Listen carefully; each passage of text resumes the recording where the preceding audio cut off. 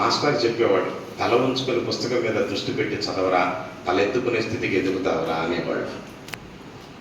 అర్థమైంది నేను చెప్పిన మాట? చప్పట్లు కొట్టండి ఒకసారి.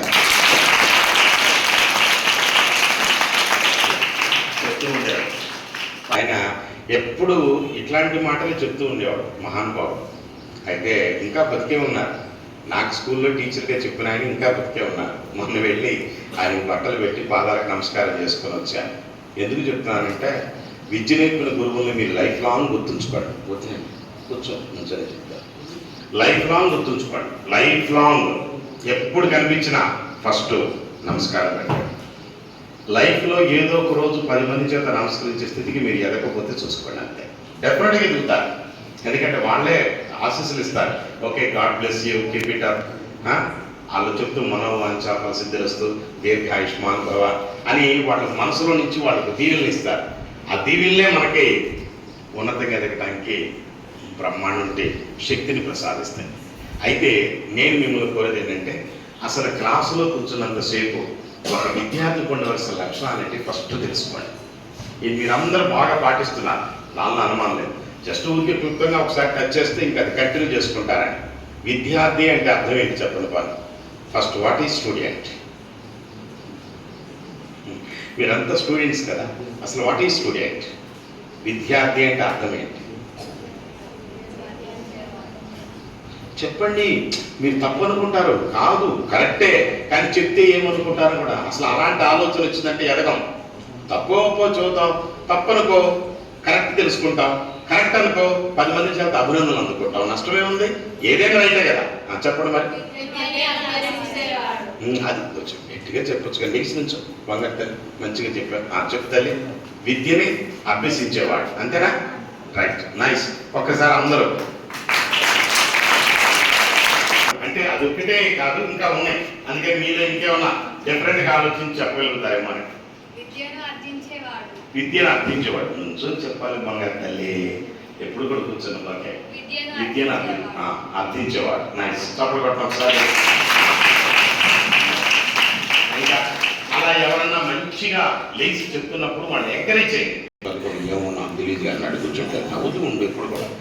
విద్యార్థి అంటే అసలు అర్థం ఏంటి అంటే, తెలియని విషయాలను తెలుసుకునేవాడే విద్యార్థి. అది ఏదైనా కావచ్చు, అది చదువు కావచ్చు, ఇంట్లో అమ్మ చెప్పే పని కావచ్చు, ప్రతిదీ. అంటే తెలియని విషయాన్ని తెలుసుకునే వ్యక్తిని ఏమంటారు? గట్టిగా చెప్పాలి. అయితే ఆ విద్యార్థికి ఉండవలసిన 5 లక్షణాలు ఉన్నాయి. ఈ 5 లక్షణాలు కరెక్ట్గా కనుక మీరు కనుక జీవితంలో అన్వయించుకోగలిగితే, మీరు ప్రత్యేకించి చదవగల ఆటోమేటిక్గా మీరు మెమరీలో విపరీతంగా పవర్ఫుల్గా తయారవుతారు. మొట్టమొదటి ఏమని చెప్తాను, చెప్పరా? ఎవరికి ఇంట్రెస్ట్ లేదు, వద్దులేము. ఏది అసలు చెప్పరా అంటే 2% లాగా అవి జంతువులు తలూపుతాయి, ఎద్దులు తలూపుతాయి, కుక్కలు తలూపుతాయి. మీరు మనుషుల ఎద్దులు కాదు, కుక్కలు కాదు. ఏమప్ప మీరు నోటితో ఎస్ అని చెప్పమని చెప్పని అడగాల. నేను చెప్పలేని చెప్పంటే వాము వెళ్ళిపోతాడు, ఎందుకు వచ్చిన గొడవలు చెప్పయ్యా నేను చచ్చిపోతున్నాను అన్నట్టు చూస్తున్నారు మొత్తం కూడా. మరి ఎట్లా చెప్పంటారా? ఉండవలసిన లక్షణం, మొట్టమొదటి లక్షణం, క్లాసులో కూర్చునేటప్పుడు కానీ, మీరు మీ తల్లిదండ్రులు చెప్పినప్పుడు కానీ, ఏదైనా కానీ కూర్చున్నప్పుడు వెన్నెముక తల 2 స్ట్రైట్గా ఉండాలి. ఫస్ట్ మీరు నేర్చుకోవాల్సిన మొట్టమొదటి పాయింట్. ఎందుకని గురించి మరి దాని గురించి కూడా వివరణ చెప్తే మేము కరెక్ట్గా కూర్చుంటాం. మీరు అన్నట్లుగా చెప్పరా? ఇట్లా అని ఇట్లా ముందు పొంగిపోయావు, స్ట్రైట్ అన్న బ్యాక్ బోన్, హెడ్ 2 ఇంకా లేదు. అంతే, చేతులు తీసే ఫ్రీగా. ఇప్పుడు ఫ్రీగా. ఇప్పుడు చెప్తాను చూడండి.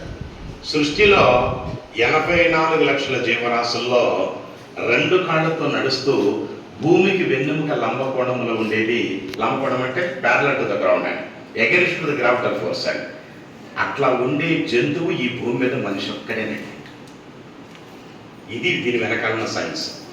అందుకనే మనిషికి మాత్రమే ఆలోచన శక్తి, అవగాహన శక్తి, సంస్కృతి, సాంప్రదాయము, ప్రకృతి పట్ల ప్రతిస్పందించే మనస్తత్వం, మంచి భాష, ఇవన్నీ ఒక్క మానవుడికి రావడానికి మూలం వెన్నెముక తల స్ట్రైట్గా ఉండవల్ల. మీరు వెన్నెముక తల స్ట్రైట్గా పెడితే ఇప్పుడు నేను చెప్పిన 5 లక్షణాలు మీకు ఆటోమేటిక్గా వచ్చేస్తాయి.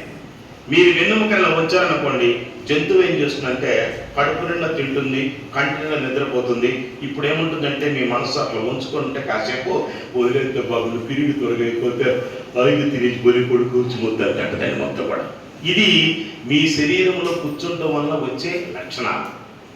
ఈ పదాలు గుర్తుంచుకోండి. అందుకని క్లాసులో కూర్చున్న వెన్నుముక ఎలా ఉండాలి? ఎప్పుడు లైఫ్ లాంగ్ అలాగే అలవాటు చేసుకోండి. ఒకరోజు అలవాటు కాదు, నెమ్మదిగా అలవాటు చేసుకుంటే ఏదో ఒక రోజు కూర్చుంటాం అందరం. ఓకేనా? పుట్టుకతో మనకు నడక వచ్చిందండి.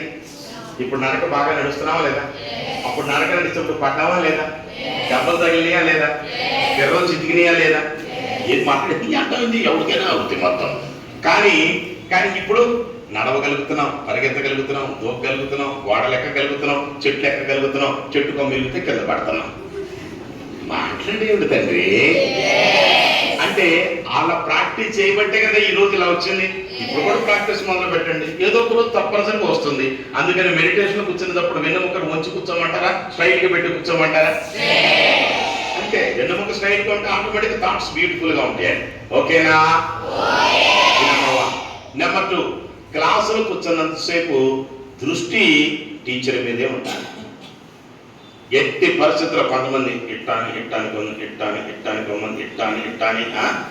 కన్ను తిప్పావో ఆలోచన మారిపోతుంది. మీకైనా అంతే, నాకైనా అంతే. చెప్పేటప్పుడు టీచర్ మీద ఉండాలి, రాసేటప్పుడు బ్లాక్ బోర్డ్ మీద ఉండాలి, చదివేటప్పుడు బుక్ మీద ఉండాలి. ఈ 3 కరెక్ట్గా పాటించే వాళ్ళకి ఆల్మోస్ట్ ఎప్పుడు 95+ వస్తాయి మార్క్స్. ఈ 3 నువ్వు ఏది తప్పు చేసినా అవి మార్క్స్ మైనస్ అయిపోతూ ఉంటాయి. ఎందుకనంటే కంటి ద్వారా చూస్తున్న మైండ్లో రికార్డింగ్ ఎక్కువ అవుతుంది, విన్నది చాలా తక్కువ రికార్డింగ్ అవుతుంది.